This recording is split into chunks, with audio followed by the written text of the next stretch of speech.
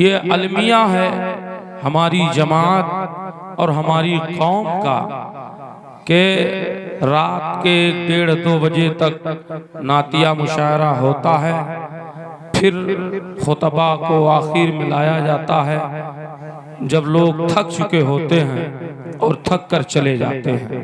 बहरहाल ये ऐसा नहीं होना चाहिए। नातिया मुशायरा तकरीर के बाद करा लिया जाए तो बेहतर रहता है। और हमारी आवाम जो है वो बस सिर्फ उसी पर इक्तफा करती है कि नात सुन लो, बात खत्म करो। कुछ समझने और सोचने की उसमें ताकत व कुव्वत नहीं बाकी रह जाती कि कुछ वो सुने, कुछ समझे। और मैं किसी की तनकीद नहीं करूंगा, ना कहूंगा, मगर ये उलमा हमारे जानते हैं। हुजूर सैयद साहब क़िबला जलवा अफरोज हैं, इनके चेहरे की जियारत करो कि आजकल शोरा इल्ला माशाअल्लाह मिलेंगे, शायर, बाकी नातखा हैं, नातखा ही मिलेंगे आपको। आवाज अच्छी है, नातखा हो गए।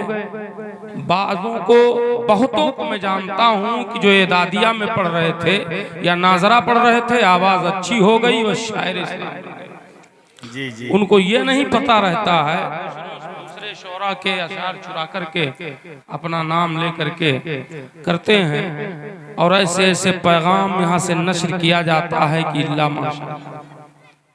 कौम हमारी कौम बस हाथ उठा के नारा लगाओ और रुपया दो, इसके आगे हमें कुछ समझने की जरूरत नहीं है। ये हमने अपना मिजाज बनाया है, जो बहुत हक बात है। मैं कह रहा हूं आपसे मेरे दोस्त, ये रात भर जगना, लाखों लाख जलसे पर खर्च कर देना, कुछ मिलता हो तो हमें बताओ।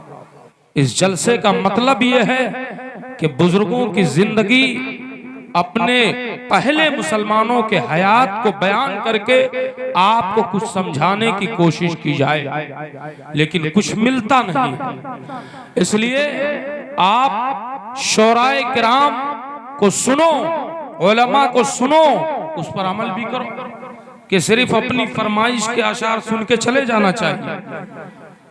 अरे भाई, मैं मुखालिफ नहीं हूँ शेर व शायरी का, मैं भी नाते रसूल पढ़ता हूँ अल्हम्दुलिल्लाह, और कलाम आला हजरत से बेहतर।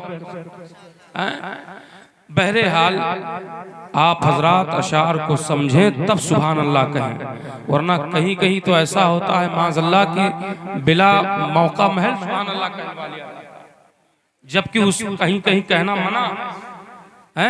और हमारी आवाम कुछ नहीं, बस फरमाइश हो गई, रुपया दे दिया, ये नहीं समझा कहा क्या इन्होंने, हमने सुना क्या, इसका माना मतलब क्या है। जिसे मसलन बता दूं, अभी गिरफ्त हुई है कि एक शेर बहुत मशहूर हुआ था कि माँ झूठ बोल बोल के जन्नत में जाएगी। अब बताओ, हमारी आवाम और हमारे उलमा भी, मौलवी तबके के लोग भी कुछ रहते हैं जब अरे वाह वाह सुभान अल्लाह सुभान अल्लाह। अब बताओ, माँ झूठ बोल के जन्नत में जाएगी? भाई कहीं है झूठ बोलना गुनाह कबीरा है कि नहीं है? अल्लाह रसूल की लानत है उस पर कि नहीं है? अब माँ झूठ बोल बोल के जन्नत में जाएगी, हमारे स्टेज से नशर किया जा रहा है। ये कौम क्या लेकर जाए अपने? इसलिए सबकी जिम्मेदारी है कि हम और आप इस महफिल को जब कायम करें, लाखों रुपया खर्च करें, तो कौम को कुछ मिल जाए, कौम कुछ पा जाए, ताकि इस इतने बड़े मजमे में अगर एक आदमी ने उन बातों पर अमल कर लिया तो जलसा कामयाब हो गया। हुरदंगई का नाम जलसा नहीं है। जलसे की कामयाबी इसमें नहीं है कि आपने हाथ उठा के सुभान अल्लाह कह दिया। जलसे की कामयाबी जब है कि जब आप हजरात उस पर अमल कर लो और जिस बुजुर्ग के और उसमें आए हो उस बुजुर्ग के नक्शे कदम पर चलने लगो, तब जलसे की। बेशक बेशक आज हमारी कौम को देखा जाए, मुसलमानों के मुआशरे को अगर देखा परखा जाए, तो कौन सी ऐसी बुराई है जो मुसलमानों के दरमियान नहीं पाई जा रही है। शराब के अड्डों पर मुसलमान का नौजवान मिलेगा, जुआ बाजियों में मुसलमान मिलते हुए दिखाई देंगे, चोरियों में और हसदखोरी में मुसलमान तबका आपको मिलता हुआ दिखाई देगा। बुराइयों के दलदल में मुसलमानों का तबका आपको दिखाई देगा। मगरिबी तहजीब में बड़े धड़ल्ले से मुसलमान घुसता हुआ दिखाई देगा। क्या आपने इसको नहीं देखा कि जहां पर हम और आपको हैया अलल सलात और हैया अलल फलाह के सुनकर मस्जिदों में आना चाहिए, हम होटलों पर बैठकर तफसरा करते हैं, फिर हम कहते हैं हम आशिक़े रसूल हैं, हम दीवाने रसूल हैं, हम रसूलुल्लाह के चाहने वाले हैं। हजरात, कहां कहां हम आपको मरहम पट्टी करेंगे, ये उलमा करेंगे क्या, जबकि सारे जिस्म में जख्म दिखाई देते हैं। मुसलमानों, अपने मुआशरे को बदलो, मुआशरे को बदल करके इस्लामी माहौल, इस्लामी तहजीब, इस्लामी कानून अपने घरों में पैदा करो, फिर इंशाअल्लाह कामयाबी तुम्हारी कदम चूमेगी। अमीरी गरीबी से मतलब नहीं है, ईमान मुकम्मल होना मतलब है, ईमान पोख्ता होना मतलब है, अकीदे का मुकम्मल होना मतलब है। आज चोरियों में हम और आप जहां तमाम बुराइयां देखते हैं, उन बुराइयों में ऐसे हालात हैं कि हम देखें कौन सी ऐसी बुराई नहीं मिल रही है। उन बुराइयों में जो बड़े बड़े गुनाहों में आज हमारा तबका, हमारा मुआशरा उसमें ढला हुआ दिखाई देता है। उन्हें छोटा गुनाह समझ करके आगे बढ़ता हुआ जा रहा है और उसके दिल सियाह होते जा रहे हैं। फिर उसकी नजर में बड़ों की वक़्त नहीं रह जाती है, छोटों पर शिफकत नहीं कर पाता है, माँ बाप की इज्जत नहीं कर पाता है, बड़ों की ताजीम नहीं कर पाता है, चेहरों को फासिकों की तरह बना लेता है, मस्जिदों में जाकर के इमाम को हकारत की नजर से देखता है, मौलवियों की तौहीन करता है। ये हालात बिगड़ते हैं जब हम बेइल्म हो जाते हैं और इल्म शरीयत से हम दूर भाग जाते हैं। इन तमाम गुनाहों को सामने रखो, इन तमाम बुराइयों को सामने रखो। आओ हम एक तरफ बात कर लेते हैं, एक गुफ्तगू कर लेते हैं। इस आयत करीमा की हमने तिलावत करने का शर्फ हासिल किया है, आओ उसी पर थोड़ी सी गुफ्तगू कर लेते हैं। जहां सारी बुराइयां दिखाई दे रही हैं, वहीं एक बुराई ये भी है कि लोग इस जमाने में माँ बाप को अपने सर का बोझ महसूस करते हैं। अगर माँ बाप बुढ़ापे में मिल जाते हैं तो औलाद समझती है ये माँ बाप मुझे मिले ही क्यों हैं, इनका बोझ मैं कब तक बर्दाश्त करूंगा, इनकी खिदमत कब तक बर्दाश्त करूंगा। 10 रुपया उन पर खर्च करना पड़े तो उस पर गिरा गुजरता है, उसे भारी पड़ता है, परेशानी बढ़ जाती है, उससे समझता है मैं क्या करूं।